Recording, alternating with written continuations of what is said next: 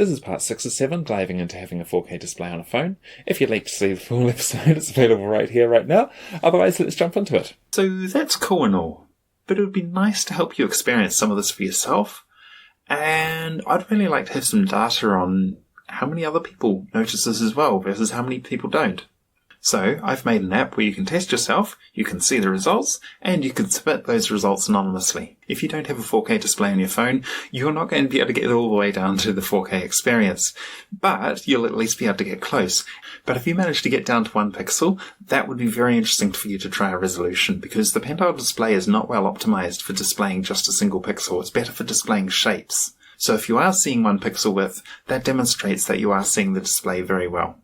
And while the geek in me wants to have all of the pixels, I get it. It makes sense. This is how we use a display. At the times when we need the clarity the most, we need the shapes to be clear and refined. It doesn't really matter if we see an individual pixel or not. In fact, it's even better if we don't see an individual pixel, because when it gets to the point that we actually can't see it, then we really are getting to the point where we're getting really smooth edges.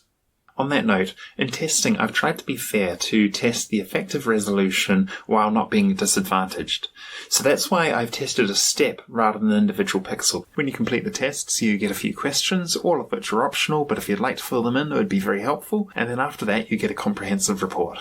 You can also go and have a look at the test patterns that I used in this video. And the picture on the home screen is 2 pictures. One is my preferred font size on a 1080p display, and the other is that same physical font size on a 1440p display.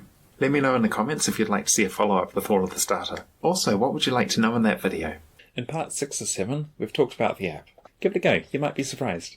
Modern phone displays are not well optimized for seeing a single pixel width, so if you do get down to a single pixel width, it would be really interesting to try a higher resolution display. If you'd like to see the full episode in its entirety, it's available right now there. And if you'd like to see a playlist of what's available so far, that's here, and like and subscribe.